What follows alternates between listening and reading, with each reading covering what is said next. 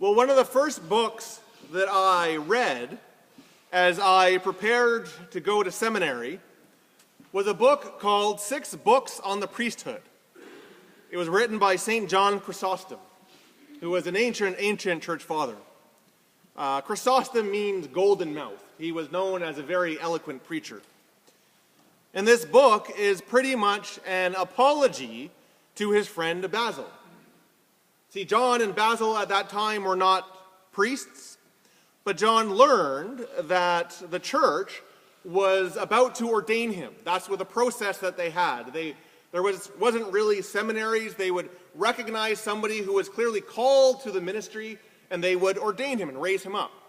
John learned that they were going to ordain him, and he didn't want to be ordained. So he hid. He ran and he hid in a cave for a couple months. And so the church ordained Basil instead. And the description is apparently, they dragged Basil to the ordination service kicking and screaming. So this book is an apology from John saying, sorry I hid. But through that is John reflecting on what the nature of ministry is and what the nature of the priesthood. So in this apology, Chrysostom writes, "We must not mind insulting men, lest by respecting them we offend God. We must not mind insulting men, lest by respecting them we offend God." It's a poignant statement of where our allegiance is to lie as Christian people. And I think it's very reminiscent of what Paul says in our reading from Galatians. Am I trying to please people or God? If I were trying to please people, I would not be a servant of Christ. Because our lives are not always simple. There are situations, there are struggles, and there are decisions that we face. And sometimes the decisions that we face are not just about what activities will we do. Will we do A or will we do B? But they are decisions about the very fabric of who we say we are and the faith that we hold. And in those times, despite uncomfortableness, despite difficulty, we are called to remain true to Jesus Christ and our faith in him. So I invite you to pick up your pew Bibles and turn to the book of Galatians. Much of our reading, all our readings today, really center around kind of the same topic. And if you were to put a term to it, it would be the topic of idolatry. Our readings describe the manner in which the community of faith is called to be devoted to God alone in worship and devotion and practice, as opposed to being wooed by anything else that would take them away. So we see that in our first reading with Elijah on Mount Carmel, the great big divine showdown between Elijah and the prophets of Baal. And the point is faith. The point is the people's devotion. Elijah prays at the end that he prays that God accept the sacrifice so that the people will know you are God and that you are drawing their hearts back to you. Elijah begins with the very challenge that Joshua issues to the people. Choose who you're going to serve. If it's Baal, serve Baal. If it's Yahweh, serve Yahweh. You can't do both. And of course, it goes on to show that God is really the only option. God is the one who responds to prayers. Yahweh is the one who establishes authority and his presence for the people. Despite all their cries, their frantic jumping, their screamings from the prophets of Baal, Baal is just this non-existent entity.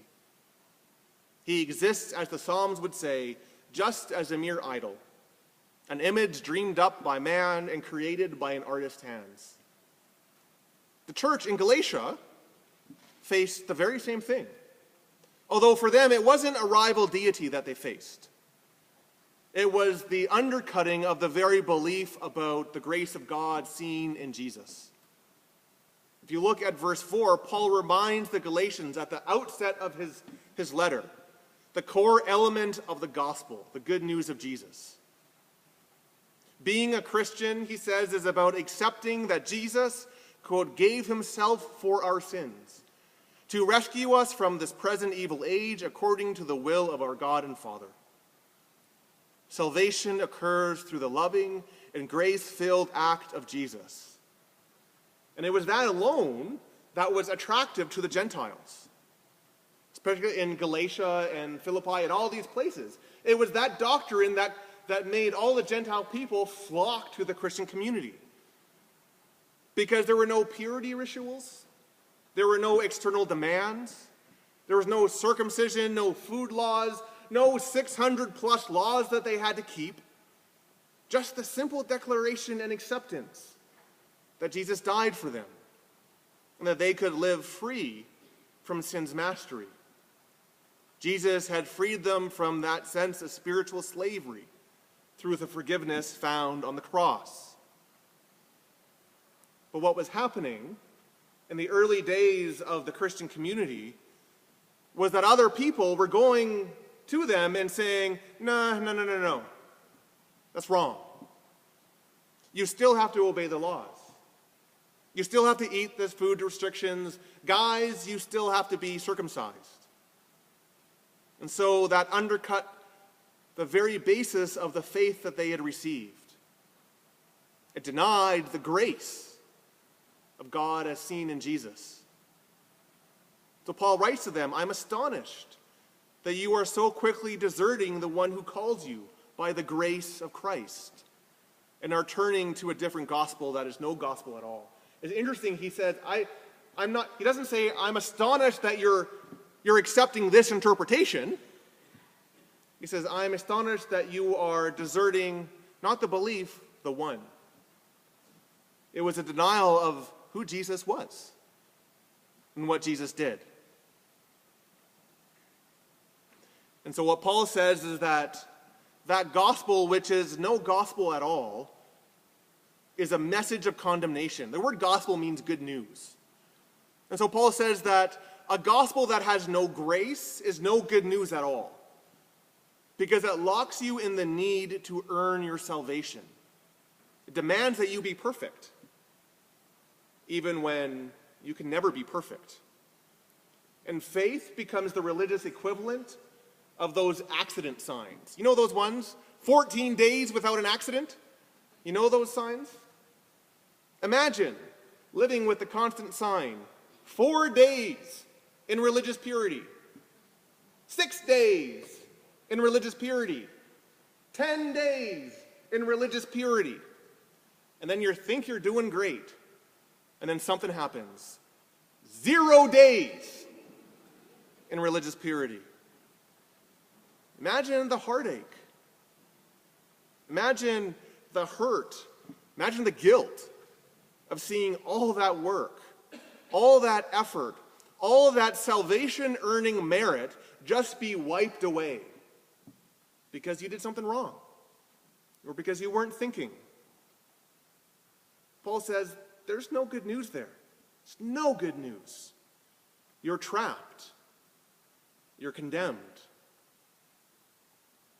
So you see, for the Galatians to accept all the requirements that the other teachers were issuing them wasn't just a different interpretation of the gospel. It denied the very faith that they were to have. It denied the very essence of who they said they were as followers of Jesus. So why would they accept these things? Well, because these people were representative of kind of a Jewish world. They were called the Judaizers. And they wanted to be impressed. The Galatian people wanted to be accepted by this world. You know, in the Old Testament, the question for the Israelites was, who would you be faithful to, Baal or Yahweh? For the centurion who went to Jesus, the inherent question is, who is he faithful to? The Roman world with its pantheon of gods there, or Jesus? For the Galatian, the question was, who will they be faithful to? The approval of other people? Or Jesus their Lord?